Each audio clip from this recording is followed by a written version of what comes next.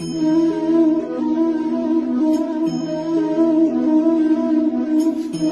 मॉर्निङ everyone. So आजको चाहिँ हाम्रो लेक्चर हो सेल साइकल। अस्तिको लेक्चरमा हामी चाहिँ सेल डिभिजन कभर गरिसकेका थियौँ। सो आजको चाहिँ हाम्रो के हो, सेल साइकल। सेल साइकल बुझ्नुभन्दा पहिला चाहिँ एक्चुअलमा सेल डिभिजनकै चाहिँ एउटा दुईवटा छुटेको पार्ट हामी चाहिँ कभर गर्छौँ।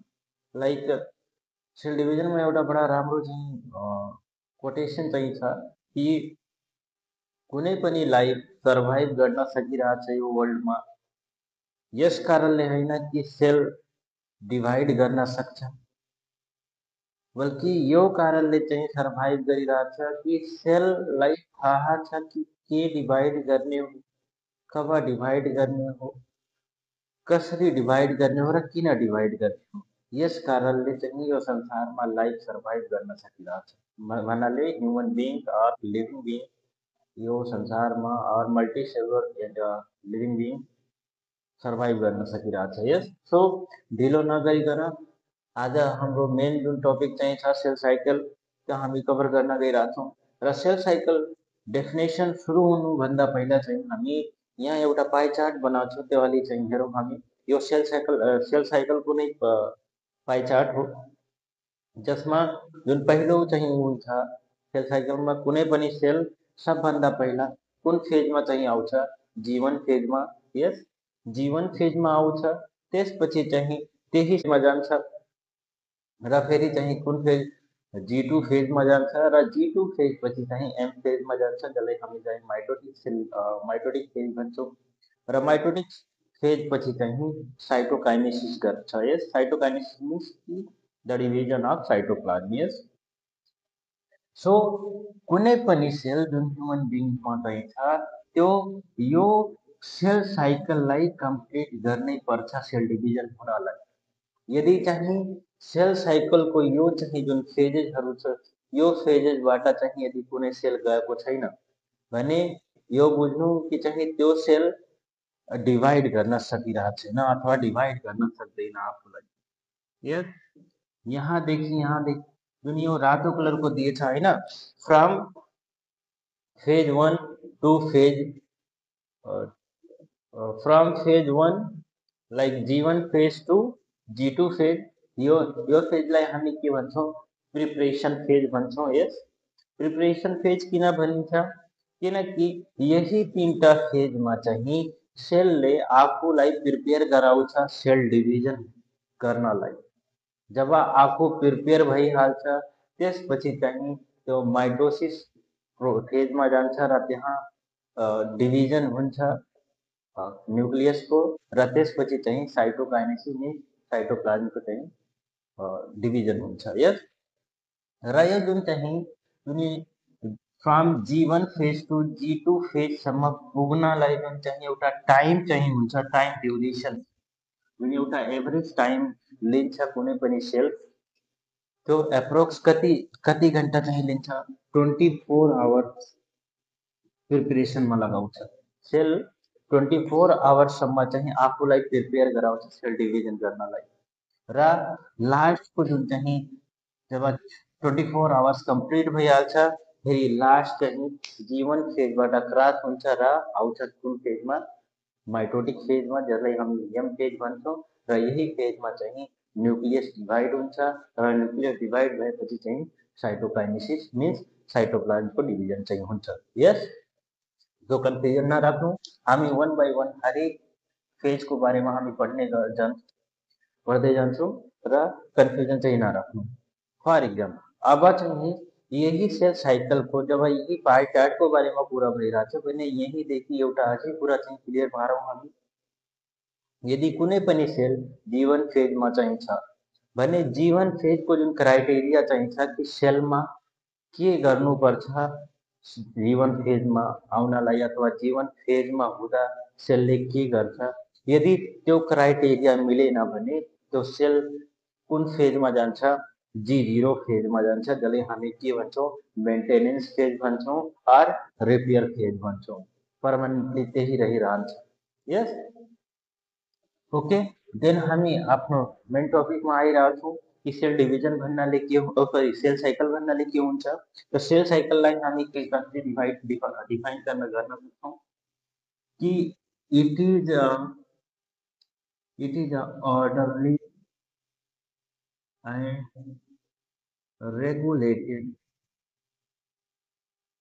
regulated biological process through which a cell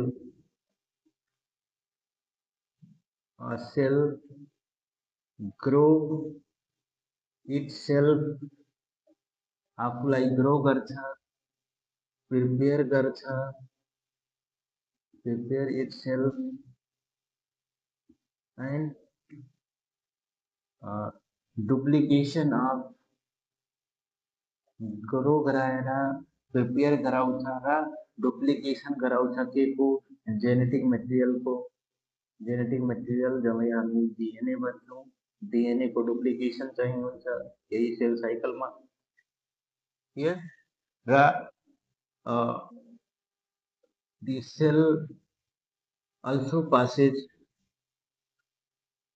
through the checkpoints यही फेजमा चेक पोइन्ट्सहरु चाहिँ हुन्छ जसलाई हामी रिस्ट्रिक्सन पोइन्ट भन्छौँ यस जो के गर्छ which checks the quality of cell and finally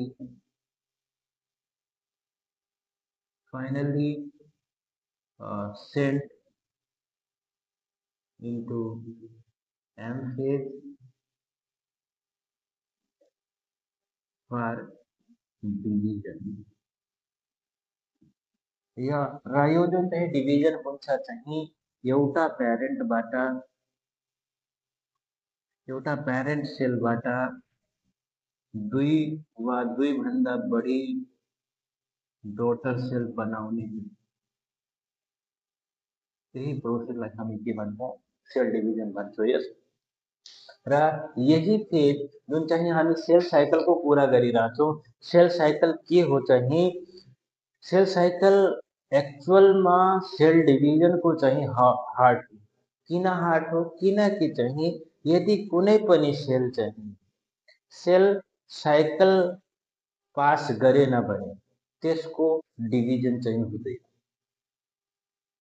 ठीक छ यदि कुनै पनि सेल साइकल भित्र आयो र चाहिँ यो पास गर्न सकेन भन्नाले फेज 1 देखि लिएर फेज 2 सम्म यदि कम्प्लिट गर्न सकेन आफूलाई भने त्यो सेलमा चाहिँ क्यापेबिलिटी चाहिँ छैन कि त्यो आफूलाई डिभाइड गर्न सक्छ यस ओके एन्ड देन और अरु कुरा यदि हेर्ने हो भने चाहिँ यही सेल साइकलमा यही सेल साइकलमा यदि कुनै बस मिस्टेक भयो मिन्स फर एक्जाम्पल कि सेल जीवन फेजमा आयो र यहाँ जुन चेक पोइन्ट चाहिँ छन् चेक पोइन्ट मिन्स जो क्वालिटी कन्ट्रोल गर्छ यदि त्यो क्वालिटी कन्ट्रोल गर्दा चाहिँ अलि मिस्टेक भयो र त्यही मिस्टेक भएको सेल फेरि आउँछ यस फेजमा यहाँ आएपछि फेरि चाहिँ यहाँ मेन के हुनु हो डीएनए रेप्लिकेसन हुनु अब डीएनए रेप्लिकेसन हुँदा यदि चाहिँ केही फरक आयो भने फेरि डिभिजन भयो भने लास्ट जुन चाहिँ एउटा सेल नर्मल सेल बन्ने हो भने त्यो नर्मल सेल भन्दा अलि म्युटेटेड सेल भइहाल्छ आर क्यान्सरस सेलमा कन्भर्ट भइहाल्छ जुन अनकन्ट्रोलेबली चाहिँ ग्रो गर्दै जान्छ यस सो क्वालिटी सेल साइकल को यदि कुरा गरौँ भने सेल साइकल चाहिँ दुईटा फेज चाहिँ छ फेजेस अफ सेल साइकल कतिवटा फेज चाहिँ छ सेल साइकलको दुईटा फेज चाहिँ छ एउटा चाहिँ इन्टरफेज जूनमा चाहिँ त्यो पाई चार्टमा हेराइसके। अर्को चाहिँ फेज छ यम फेज, यो पनि चाहिँ कहाँ छ पाई चार्टमा, जुन पहिला नै बताइसके। अब यसको बारेमा हरेकको बारेमा चाहिँ अलिअलि चाहिँ हामी कुरा गर्दै जान्छौँ यहाँ। ल पहिलो चाहिँ हाम्रो के इन्टरफेज। त इन्टरफेज चाहिँ यही इन्टरफेजलाई हामी के भन्छौँ प्रिपरेसन फेज भन्छौँ, जसमा सेल आफ्नो जुन सेल अर्गेनल्सहरू चाहिन्छन्, जुन न्युट्रियन्ट्सहरू चाहिन्छन्, जुन इन्जाइम्सहरू चाहिन्छन् त्यो प्रिपेयर गर्छ। र प्रिपेयर गरेपछि जब सब थोक चाहिँ ठिक भएको हुन्छ भने बल्ल त्यो के एम फेजमा जान्छ। यस त हामी यदि इन्टरफेजको कुरा गरौँ भने इन्टरफेज चाहिँ इन्टरफेजमा कुनै पनि सेल एप्रोक्स 90 to 95% 90 to 95% आफ्नो लाइफको जुन एउटा टाइम हुन्छ सेलको 90 to 95% आफ्नो जीवनको चाहिँ जुन समय छ यही इन्टरफेजमा बिताउँछ त्यो सेलले। मिन्स अब हामी यसको इम्पोर्टेन्स भन्न सक्छौँ नि कि इन्टरफेजको कतिको इम्पोर्टेन्स छ। यदि कुनै पनि सेल यदि आफ्नो जीवनको 90% टाइम जुन चाहिँ छ यदि इन्टरफेजमा बिताइरहेको छ भने अवश्य नै यो इम्पोर्टेन्ट फेज होला। यस त्यही कारणले चाहिँ म भनिरहेको छु यसलाई के हो प्रिपरेसन फेज चाहिँ हो। यस यहाँ हामी के लेख्न सक्छौँ कि the sale spend about 90 to 95% of its life in interphase। yes interphase में बिताउँछ। देन यही इंटरफेज को फर्दर के छ सब फेजेसहरू चाहिँ छ, सब फेजेस अफ इंटरफेज। मीन्स जुन यो इंटरफेज छ हैन प्रिपरेसन फेज चाहिँ छ यो फर्दर सब फेजहरुमा चाहिँ डिभाइड भएछ। जुन के हो एउटा G1 फेज हो, एउटा S फेज हो, एउटा G2 फेज हो।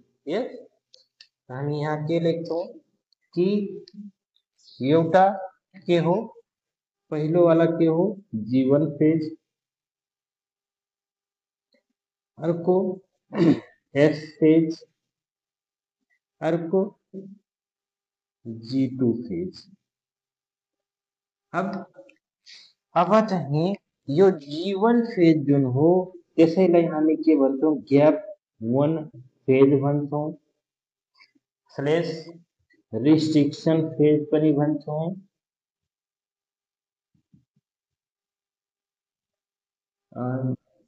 आर पॉइंट पनि भन्छौँ, ग्रोथ फेज पनि भन्छौँ।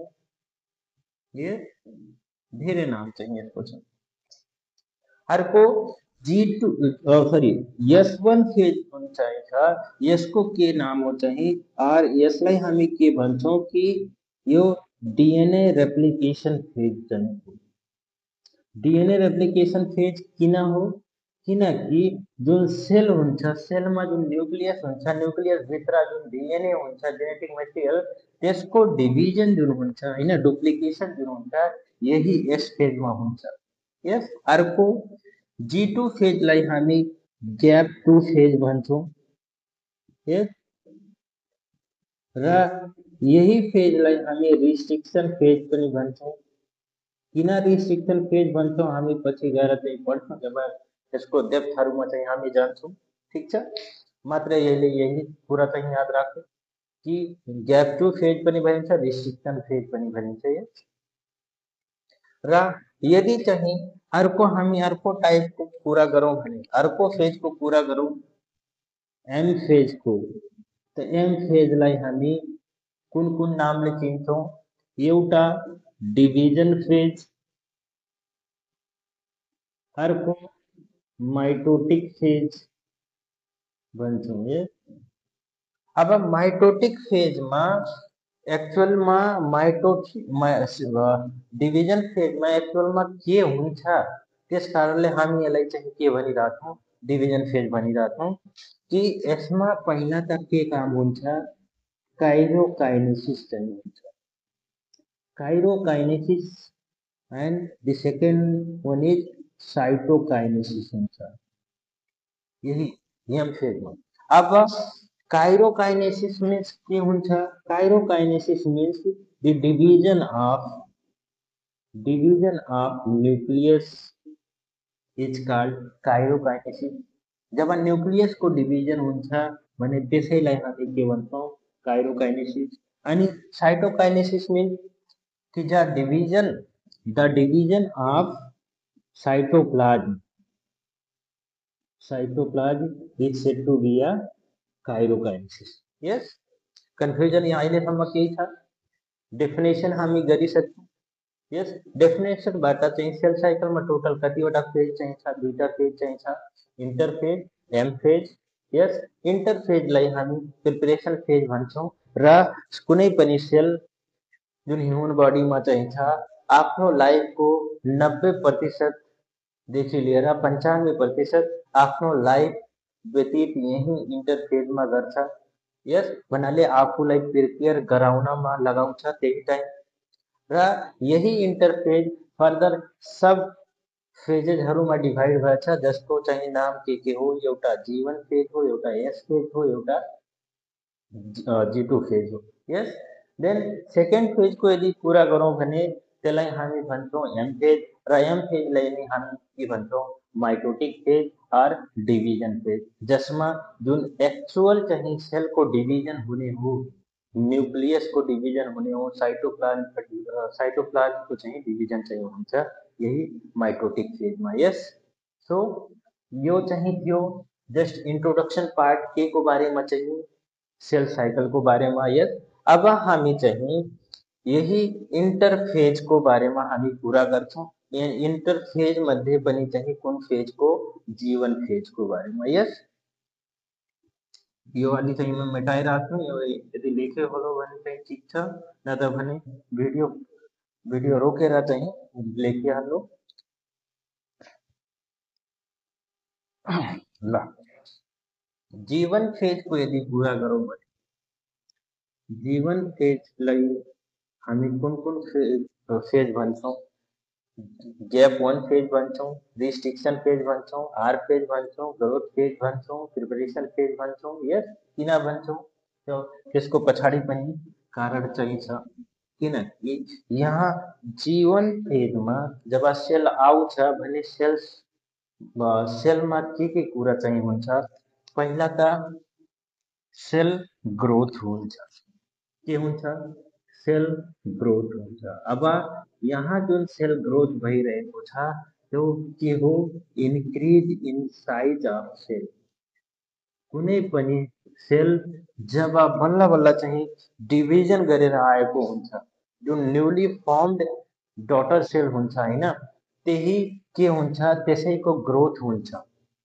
साइजमा इन्क्रिज हुन्छ अलि साइजमा चाहिँ त्यसको बढौती चाहिँ हुन्छ अलि बढ्छ यस र जुन न्यूली फर्मड अहिले डटर सेल आएको छ त्यो इमेच्योर हुन्छ र यही जीवन फेजमा आएर आफूलाई मेच्योर गर्छ मेच्योर अब के हो र इमेच्योर के हो मेच्योर भन्नाले कि कुनै पनि व्यक्ति हामी आफ्नो लाइफको बारेमा चाहिँ हेरौँ भने आफै हामी सोच्छौँ आफ्नो बारेमा भने मेच्योर भन्नाले हामी त्यो मान्छेलाई चाहिँ भन्छौँ जसमा चाहिँ एबिलिटी हुन्छ कि कुनै डिसिजन लिएर त्यो डिसिजनको जुन लिएछ र त्यसको पोजिटिभ चाहिँ कुनै फाइदा आएको छ यस त्यसैलाई हामी के भन्छौँ मेच्योरिटी यस कि एटलिस्ट त्यसमा चाहिँ क्यापेबिलिटी आइसकेछ रिस्पोन्सिबल पर्सन बनिसकेछ र यस्तो डिसिजन लिन्छ कि आफ्नो लाइफको लागि हितको काम गर्छ यस आफ्नो लाइफको बारेमा राम्रो कुरा ऊ